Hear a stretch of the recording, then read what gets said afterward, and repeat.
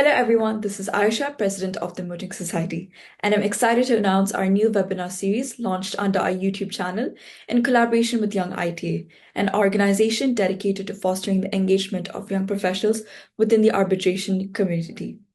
This four-part series will delve into the arbitration in the MENA region, offering unique perspectives from industry professionals. We're confident that this collaboration will provide valuable insights and benefit all of you interested in arbitration and dispute resolution. I'm thrilled to welcome Mr. Ibrahim Ati, co-chair of the Middle East region for Young ITA, who will introduce this collaboration in greater detail. He will also be interviewed by one of our very own Mooting Society members, Ms. MENA. With that, I'll now hand it over to Ms. MENA to take it from here. Thank you, Aisha. Hello, everyone. My name is MENA Adlan. I'm a first-year law student here at Middlesex University, and I'm really thrilled to welcome you to this very special webinar. This event is part of our ongoing collaboration to provide valuable learning opportunities for our students and aspiring legal professionals here at Middlesex University. Today's discussion centers on the fascinating and ever-evolving field of arbitration, with a focus on its impact and influence in the MENA region. Arbitration plays a pivotal role in resolving cross-border disputes, especially in regions like the Middle East, where the legal landscape is shaped by a blend of civil and common law traditions. We are incredibly fortunate to have Mr. Ati with us today, and during this session, we will explore how arbitration is influencing the MENA region, the opportunities it offers to students, and how regional perspectives are reshaping global practices. It's an opportunity to gain insights not only into the practice of arbitration, but also into how you, as future leaders, can actively contribute to this dynamic field. Thank you all for joining us, and let's dive into the conversation. Mr. Ibrahim, welcome. And I'd love to know, why did you choose Middlesex University for this initiative? Good morning, everyone. First, I would like to thank Asmat and Mina for their very kind introduction and extend my gratitude to the entire MDX and Mooting Society team for this opportunity. It is very humbling for me to be here and to share this moment with such a dynamic and passionate audience. So I chose MDX and its Mooting Society because I was genuinely impressed by the professionalism, enthusiasm, and eloquence of its students. The programs are reviewed from the MDX Mooting Society, featuring senior attorneys active in the Gulf on YouTube and other platforms, were executed with a level of sophistication that rivals global standards. Watching them was not only refreshing, but genuinely motivating. I didn't begin with any particular location in mind for this initiative. Rather, it was the MDX Mooting Society, very articulate, that caught my attention. Then, naturally, I saw Dubai with its vibrant international community as the ideal setting for this initiative, which I hope will continue to grow. I'm genuinely honored to have MDX as a partner in this project. As the Middle East co-chair, one of my key objectives is to build authentic bridges from the Middle East and the broader East to the rest of the world. Our region, one of the most economically significant in the world, is deeply rooted in Sharia principles and also illustrates Islamic finance systems. Even the legal history of renowned concept has sometimes an unexpected origin from here as well. To be specific, by taking, for example, the concept of jury, which is now well established in common law, it has been researched by Professor John McDessie, Dean and Professor of Law in the US, as having origins from Islamic Maliki jurisprudence of Sicily in the 12th century. It was a witness concept called then a lafif, which has traveled then to Europe and has evolved further.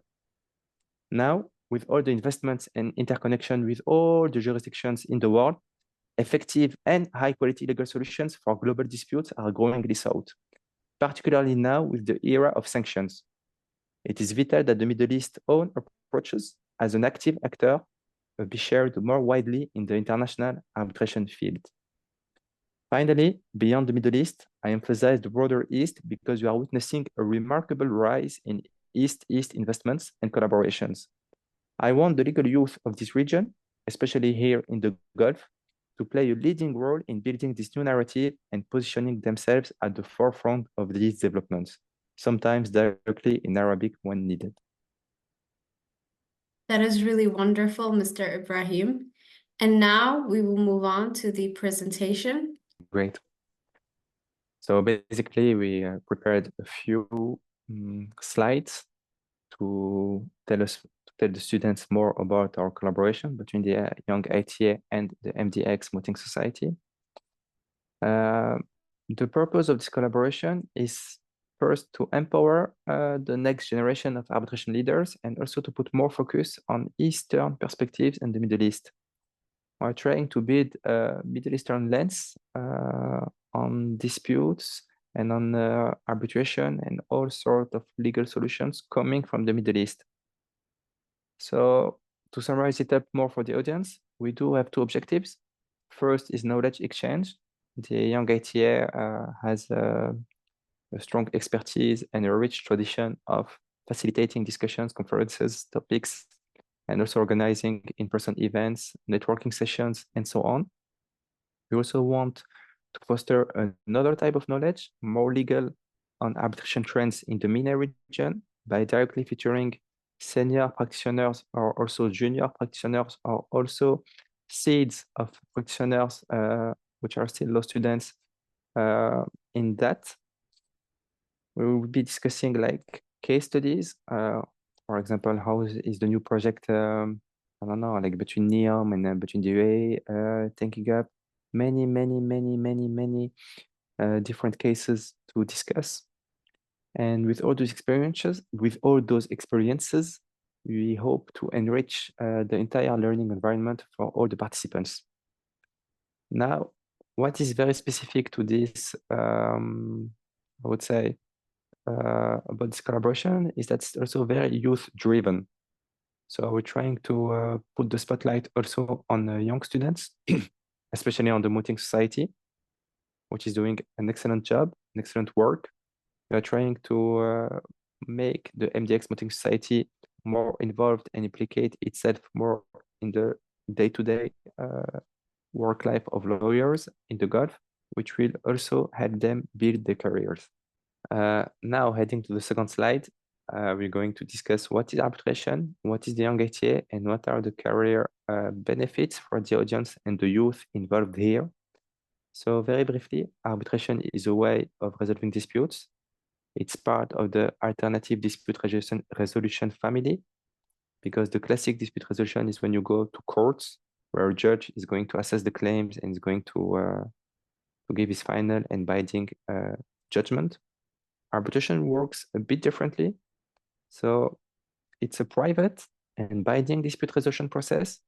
So parties are going to select one or multiple individuals who are going to, who is or are going to assess the claims, and then they are going to render a binding decision called the arbitral award.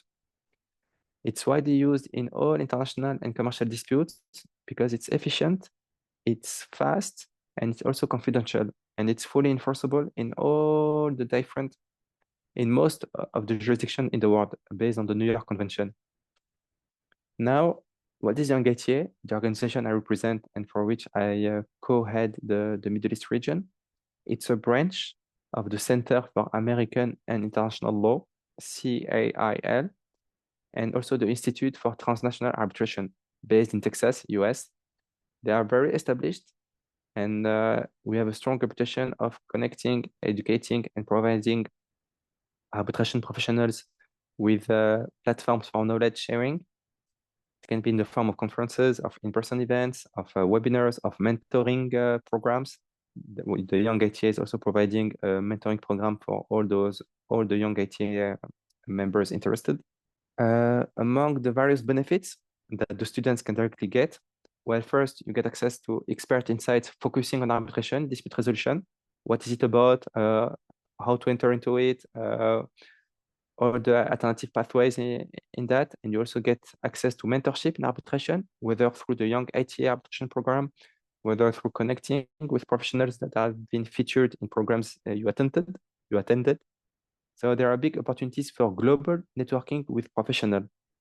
I say global, why? Because you can easily connect with practitioners based in New York, in Texas, in California, in Singapore, in Dubai, in Riyadh, in Paris, in London, in many places. Once you enter arbitration world, you're going to notice that it's big, but it's also small at the same time. Many people know each other, right?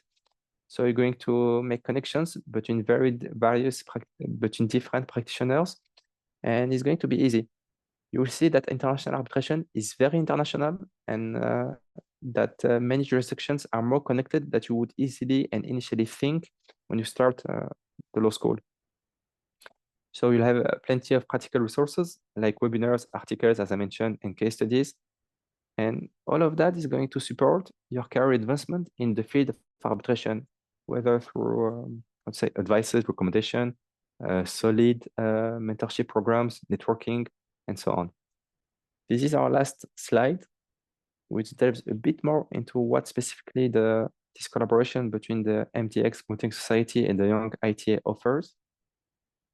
So again, we're going to provide access to leading practitioners in the field of arbitration. You will also get insights on how and where to qualify if you want to specifically work or practice in certain region, certain city, certain niche in arbitration, for example. If someone wants to, for example, to work and live in Paris for personal reasons, how to get into the practice in Paris, how to be involved with work with the ICC there. If you want to work and practice in New York, it's going to be a bit different than working and practicing in London, in Singapore, in Hong Kong. Every country, every jurisdiction has sometimes its own rules to enter into it, especially as a junior. So that's something important for law students to keep in mind, especially now as they're navigating their first pages of their careers. It's going to be like a more student-centric approach because the content is going to be co-produced alongside MGX law students and members of the Mooting Society to address their own educational and professional needs effectively. Additionally, we're going to keep YouTube videos as part of the initiatives with arbitration discussions and much more. There are going to be some bilingual events, whether in the form of subtitles or whether in the form of directly Arabic and then translations, to foster inclusivity across the entire MENA region. So all participants, whether from an Arabic or a non-Arabic background, can engage and benefit from the offerings, regardless of the language background. Now, finally, at the end,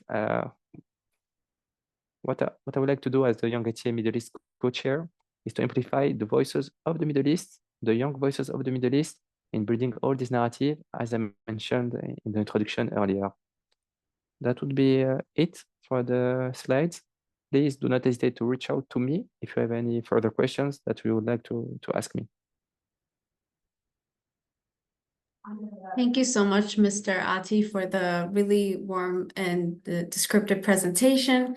Thanks so much. We have two questions for you. So the first question is, how can MDX students actively engage with the themes and initiatives in this series to maximize their learning? Thank you, Mina, for your question. So the best way to maximize your learning is through active participation, both within and beyond this series. Use this session as a platform to ask questions, build connections, and also deepen your understanding of arbitration practices. To be specific and fully sincere with the audience, have an authentic glimpse of what is a career in arbitration. What are the pathways besides dispute lawyers or after a career as a lawyer? For example, how to go as a counsel, as a legal counsel in-house, and what does it ask for in terms of bar admission, bar qualification? So you can already work on what you want to build next. Having a mature perspective is very important. And besides all the available resources online, being able to directly engage with international professionals and see their own backgrounds and where their decisions bring them by yourself is something that law students are looking to be taught early on. Some would love to practice the law in New York or in London, but is it really the best for you?